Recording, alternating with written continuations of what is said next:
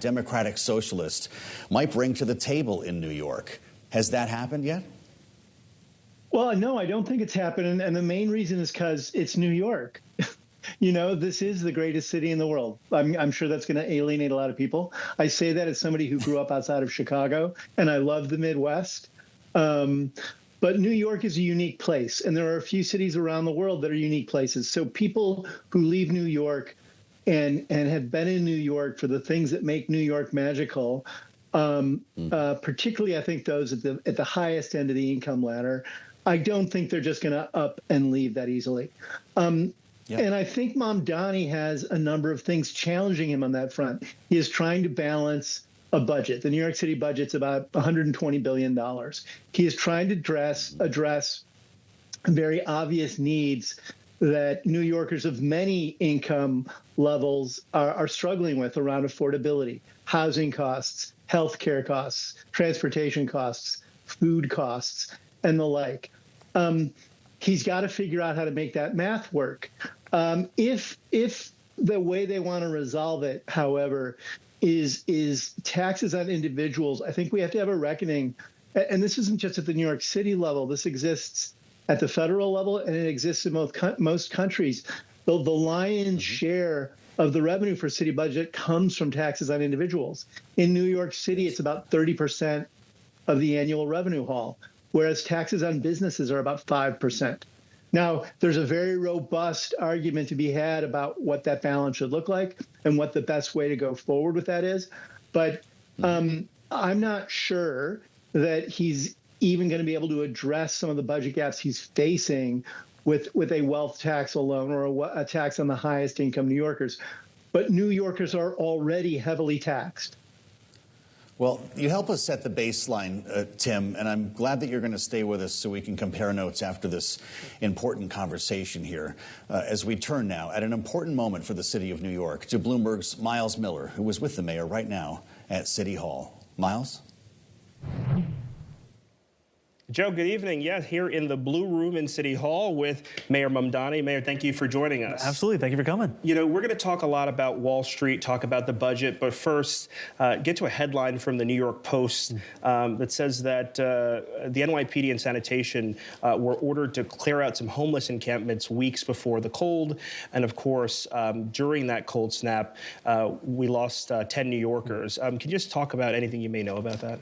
You know, what we have seen so far is that this cold snap might end up becoming the coldest period in recorded history in New York City.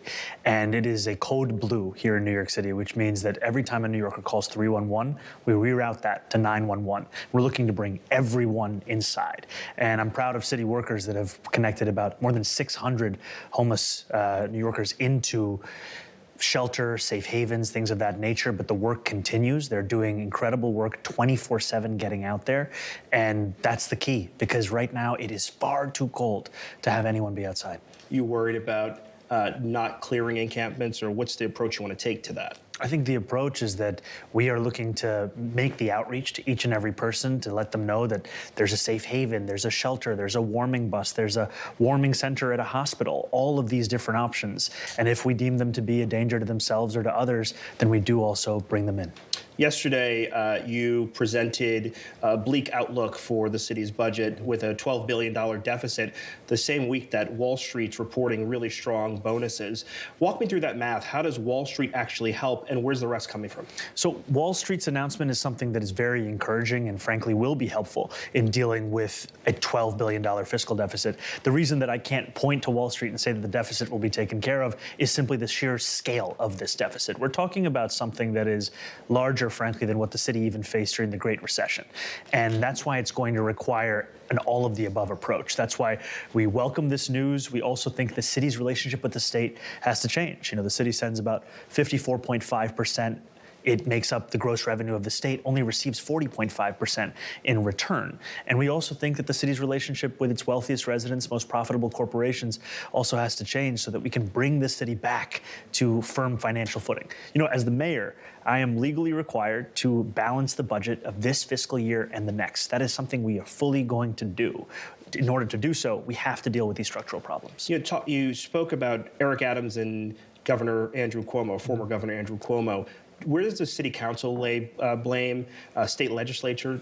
You didn't say anything about Donald Trump, who was president during some of this period of sort of instability as well. I think there's no question that we are talking about a city's fiscal health also in the context of threatened cuts coming from the federal administration. Those are cuts that we're going to fight with every single tool in our toolbox. However, the $12 billion fiscal deficit, when it comes to the architects of that deficit, we're talking about the former mayor and the former governor. The reason for this is that the former mayor would under budget the costs of actual city services. We're talking about when it comes to access to shelter, or we're talking about cash assistance, sometimes even only budgeting half of the cost, or 60% of the cost. And then here we are seeing a deficit grow to a level we haven't seen before. And amidst all of that, adding close to $2 billion in new expenses. That's the kind of gross fiscal mismanagement that we're talking about. I want to, you talked a little bit about, the potential of these cuts. Mm-hmm. Saturday is the day where President Trump said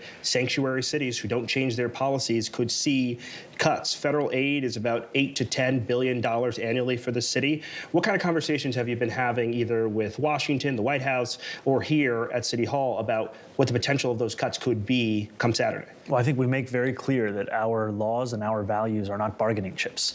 We are proud of what we have here in place in New York City. We will defend it, and we will defend New Yorkers. And look, the president said after our meeting in the Oval Office that the better New York does, the happier he is. And my job as the mayor of New York City is to make clear what these kinds of proposed cuts would do to this city that we both love. They would devastate this city. And so we're going to fight those kinds of threats. And also to make very clear that we have to prepare for every single eventuality, which is why it's so critical to not just turn to all of your reserves and say we can use this for one fiscal deficit if you know that the horizon is one that includes threats of this nature. You have to put yourself on a firm financial footing and ensure that you have the kind of reserves to prepare for a day like this. Yeah, you told us a couple of weeks ago that you texted with the president. I want to go to another texting buddy of yours, the governor. You guys have had a really interesting relationship. Are you predicating a potential endorsement of her for her run for re-election on being able to raise taxes on the wealthiest New Yorkers? Look, I appreciate the relationship that I've been building with Governor Hochul, and frankly, what we've seen from Governor Hochul is a new kind of politics when it comes to New York City, right? I'm talking about the prior governor and what he created in this fiscal imbalance, and I'm proud to say in just 8 days of our administration, we were on stage together, the governor and I, announcing more than $1 billion in funding for universal childcare. So I think that what we have now is the potential to address a crisis that has been years, if not more than a decade in the making, and to show New Yorkers that we will be able to resolve a fiscal crisis and do so while advancing an affordability agenda. Let's talk about what has moved markets in the past, and that's, of course, big decisions when it comes to Uber and Lyft and all of that. We reported on some of the junk fee crackdowns, some of the regulations within your first month, and some of the work that you were doing with trying to get out junk fees and be upfront about them as it relates to the World Cup. Tell us about your economic approach, and will you be trying to work with business versus, looking for these areas to sort of penalize them? Absolutely. We're looking to work with business. And what I've also heard from a number of business owners is a sense of exhaustion and frustration that if they play by the rules, they have to watch while another business operates with impunity, and then they lose their market share as a result of that. And so part of the motivation here is not just to protect workers and consumers, but also businesses that are operating within the bounds of the law. And that's what it looks like when we hold businesses that are flouting those laws accountable. And so I think this is a time when, whether it comes to being honest about the fiscal deficit or honest about the regulations that we have, we want to be very straightforward. I think we're proud of the legacy of this city in generating prosperity. We want that prosperity to reach every New Yorker's life. And that's how we're going to approach this question of economic development and ensure that we make it easier to not just start a business here, but to keep that business open. And I'll just give you one more example. There are a number of real estate leaders who had shared with me the difficulties they have to go through to build housing in this city. We need to build more housing. The housing crisis is the preeminent crisis in this city. And so that's why we've supported measures like SECRA reform, making it easier to go through that regulation so you can actually build that building much sooner. That's why when I hear from a real estate developer that they have to go to 6 different agencies to fill one single tree pit, we're looking at looking at that as an example of what government could be doing better. Do you look at business as a partner with government? You know, we've looked at the nature of private-public partnerships, obviously a lot of partnerships with JP Morgan as it relates to NYCHA and all of that. How will you approach that economic development lens? Will it be through trying to bring business into blighted neighborhoods, or will it be a focus on union jobs and union workers, a sort of different approach to economic development? I think for far too long we've been told that these are the only choices, and the choice that I'll be making is to look at business as a partner and also to bring labor to the same table, to ensure that workers are also benefiting from this. I'll give you an example of something that I've looked at as the kind of thing that New York City should be doing more of. The partnership that NYCHA had in creating clean energy within NYCHA developments. They put out an RFP where they were able to bring in heat pumps into Woodside houses. These are heat pumps that transform the quality of life, reduce the cost of energy, and this is a clear example of what we could be doing to resolve some of the long-standing issues in this city. And I think that when I sit down with a business leader, sure, we might disagree on fiscal policy, where I want to tax millionaires by an additional 2%, and I want New York State's most profitable corporations to pay a little bit more in taxes. But what we don't disagree on is the importance of the city, the vitality of the city, and how it's going to take all of us to win that future. And I look forward to doing that. Did you meet with Jamie yet? No, but we've spoken on the phone. And one last thing, you know, last night you were at 770 Eastern Parkway. You know, Chabad was very important to me when I was in college. They kept me fed, and they do quite a lot for the community. So to see that act of anti-Semitism, what effect did that have on you? And then secondly, you know, Councilwoman Ina Vernikov has been named one of the chairs of the anti-Semitism committee in the council. She said some vile stuff about you. She said that you want to see Jews in an oven and you're a terrorist lover. Can you just tell me, you know, how do those comments make you feel? We often see you react, but not. I would just love to know how that makes you feel. I saw you 2 Sundays ago at the Africa Cup situation, and you were in a room full of, you know, mostly people who are immigrants from Africa. And when they hear those comments, they must feel the same way that you feel. So how did these comments make you feel? And with the incident that happened yesterday, like, what was going through your mind meeting with those people? Well, I think I'll start with yesterday. You know, it was a horrifying incident where we saw a man intentionally and repeatedly crash his car into the Chabad headquarters. And we know that this occurred, frankly, on a day that was one of immense significance to Jewish New Yorkers and people across the world. We're talking about the yard site of Rabbi Schneierson. And this is a moment when many Jewish New Yorkers are seeing anti-Semitism rise across the city and across this country. And as the mayor of this city, we are committed to rooting out anti-Semitism from across the 5 boroughs. And I was thankful that no one was injured, and also to be there and to speak with a number of Jewish New Yorkers to make it clear that this city has their back, whether we're speaking about right there at the Chabad headquarters or anywhere across the city. And I think to your earlier question, you know, It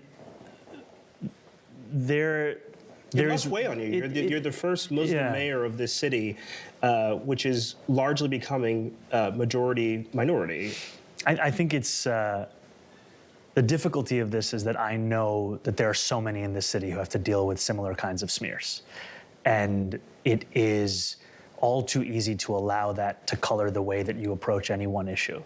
But what I know that New Yorkers want to see, what I want to see, is a humanity embodied in our politics, not the language of darkness that has taken hold.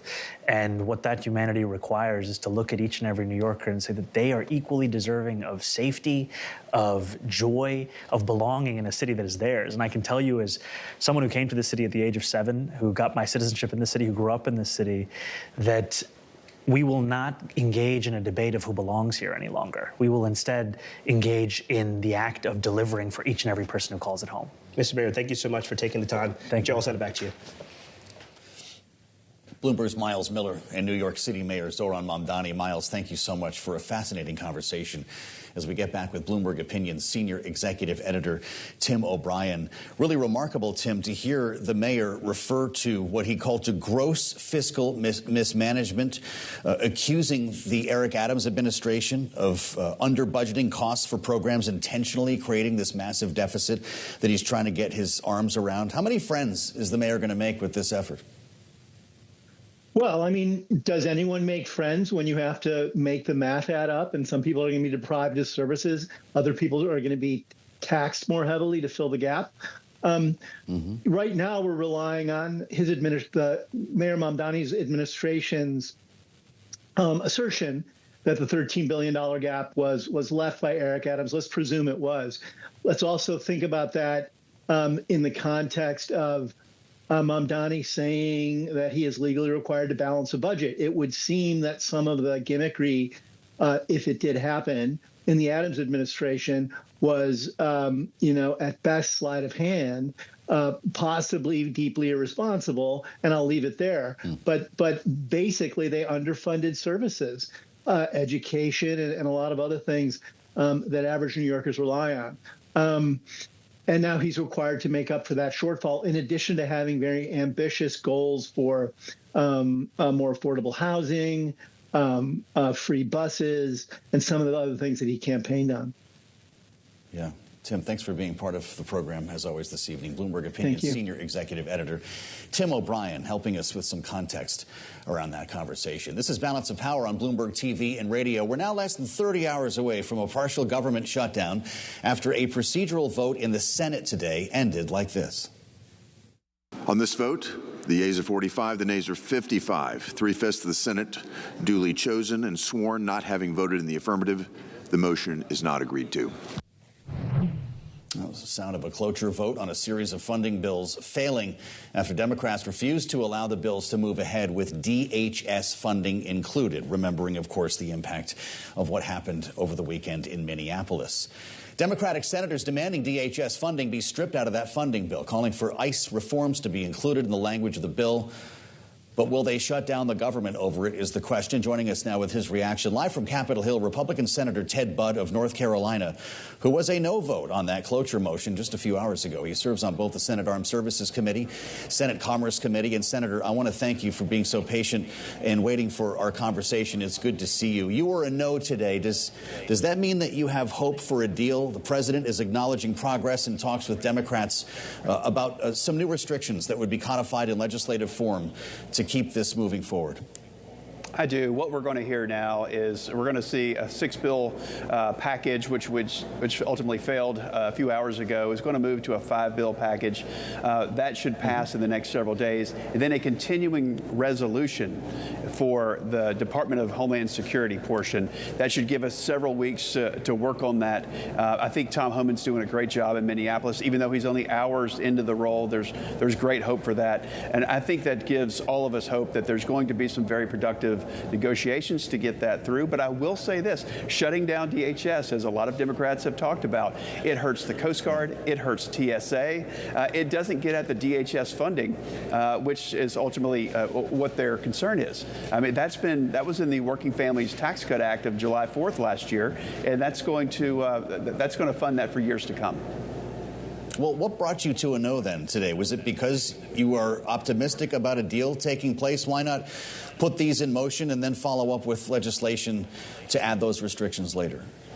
No, and I want to compliment the negotiators and Susan Collins on our side, putting together a package that's much better, much more regular order, where we've had 12 different bills that we've been able to weigh in on. However, they were rolled together in a couple of 6-bill packages. I'd like them to be able to be voted on separately. I think that would be a more open process where you can get at amendments. Some of the things I would have worked on stripping out of that is earmarks that fund abortion facilities or fund transgender care for children. I think that's a non-starter for me and most folks back in the overwhelming amount of folks back in North Carolina. That's not something we should be spending taxpayer dollars or any dollars on. So that was in the package, and that was what earned a no vote from me. Really interesting. You had a lengthy statement on Twitter that we've been talking about here on Bloomberg, in which you called for an investigation into Alex Preddy's killing by agents last weekend. To what extent do you want to see a reassessment at ICE when it comes to rules on the ground? You mentioned that you think Tom Homan is doing a good job. Is he starting on the right foot in Minneapolis? What needs to